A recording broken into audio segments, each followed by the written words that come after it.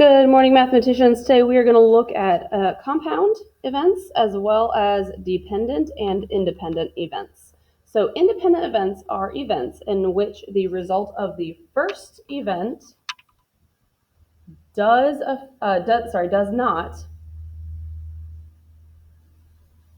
affect the result of the second event or the next event. Example, Susie selects 2 chips from a bag of red and blue chips, selecting 1 chip and returning it before the next selection. So for example, I've got 8 red chips and 4 blue chips. The probability of selecting red would be 8 out of, there's 12 total, 8 out of 12. If I take that red chip out and I put it back in, I'm back to having 12 possible chips. 8 of them are red. So that will not change this ratio. Dependent events are events in which the result of the first event affects the result of the event that happens next or happens after.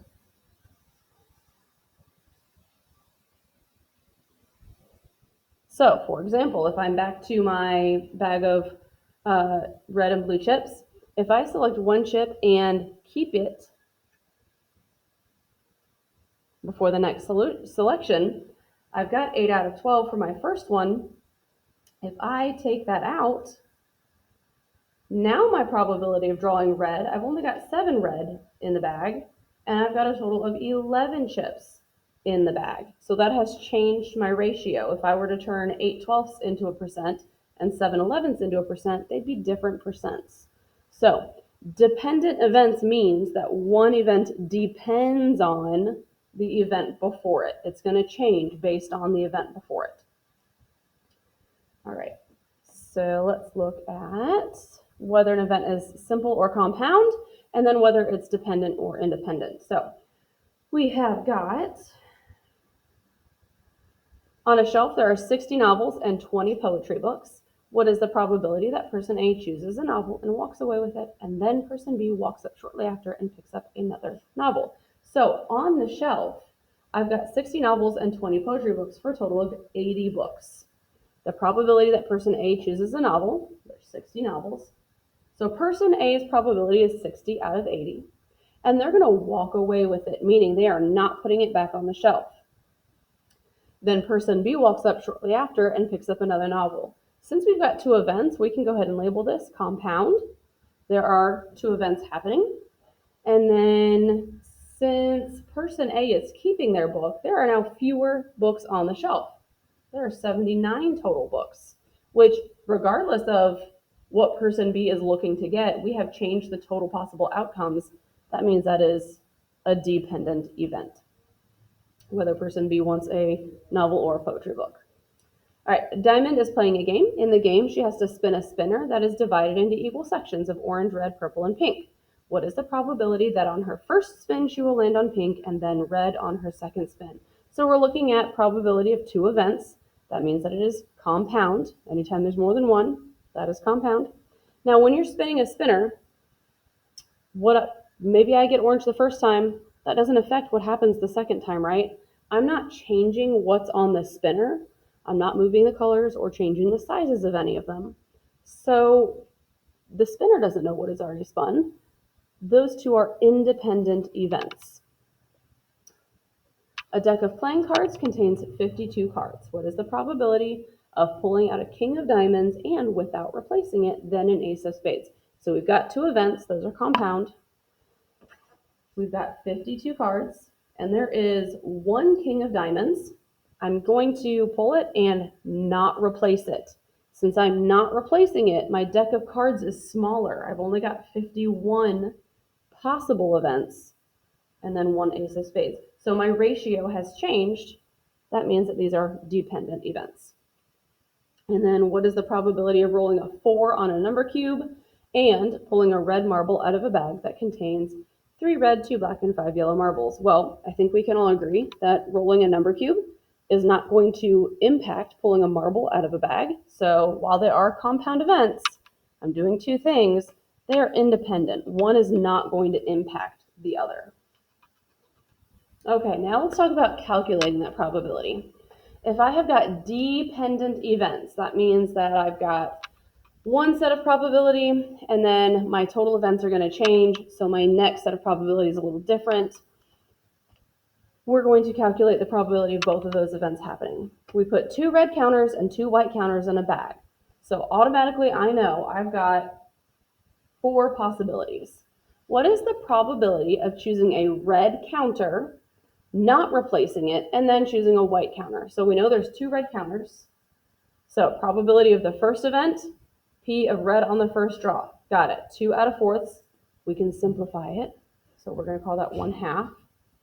Find the probability of the second event. Now, we're not putting that chip back, right? That counter is staying out. So that means our total events, our total possible events is now 3. There are 3 counters in the bag. How many of them are white?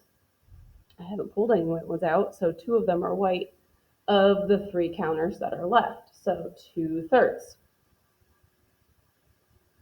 And then you just multiply those 2 probabilities together. 1 times 2 is 2. 2 times 3 is 6. And we simplify if possible. So that's 1/3. If we were looking at how to find all of the possibilities, we know that on the first draw, there was red, red, white, white. And then after that, we could possibly draw red or white, red or white, red or white, red or white, and then, oh, sorry, there are 2 white if we draw red the first time, and then if we draw white the first time, there are 2 red left. So there are 1, 2, 3, 4, 5, 6, 7, 8, 9, 10, 11, 12 total possibilities for that outcome altogether.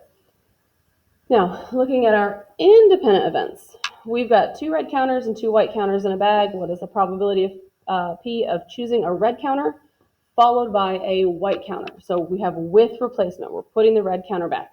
So first, find the probability of the first event. Well, we know the probability of finding a red counter is 2 out of 4, or 1/2. And then the probability of choosing a white counter, well, we still have all 4 counters on the second try. We put them back. So 2 red and 2 white.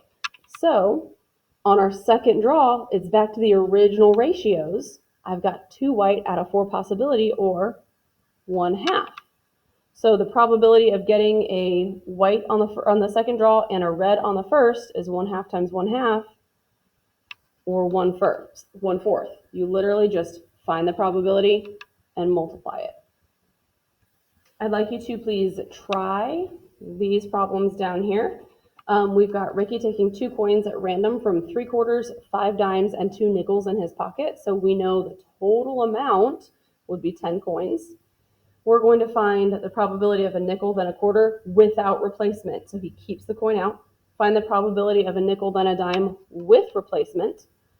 Find the probability of a quarter, then a dime with replacement. And then the probability of a nickel, then a nickel without replacement. So try those on your own. Press pause here on the video and then come back when you are ready to check your answers. Okay, so hopefully you've tried these, you've checked them out. For number 1, a nickel, then a quarter. Well, to start with, we've got 1/5 as the probability of a nickel. Why? Because there are 2 nickels out of a total of 10 coins. 2/10 simplifies to 1/5. And then we're not replacing it. So now we have 9 coins to choose from. 3 of them are quarters. So 3/9 simplifies to 1/3. You multiply across. 1 times 1 is 1. 5 times 3 is 15. The probability of a nickel, then a quarter without replacement is 1/15. Number 2, the probability of a nickel, then a dime with replacement. So we're putting the coin back. We already covered that a nickel is 1/5. And then a dime, there are 5 dimes out of a total of 10 coins. That simplifies to 1/2. So we do 1/5 times 1/2. we get 1/10. The probability of a nickel then a dime with replacement is 1/10. Number 3, probability of a quarter then a dime with replacement. So quarters, there are 3 of them out of 10. That does not simplify, so we just keep 3/10. And then we are replacing it, so we're still dealing with all 10 coins. 5 of them are dimes, so 5 out of 10 is 1/2. Multiply across. 3 times 1 is 3, 10 times 2 is 20. 3/20 is the probability of a quarter then a dime with replacement. There's no need to simplify because that does not simplify. And last, we're looking for the probability of a nickel then a nickel without replacement. So we're keeping it out, changing the number of coins in the pocket. So we start off with the probability of a nickel is 1/5. 2 out of the 10 coins are nickels. That simplifies to 1/5. Now, if we've pulled a nickel out, that leaves 1 nickel left in the pocket. So our probability of our second event is 1 out of how many coins are left in the pocket? 9. Multiply across, so you get 1/45.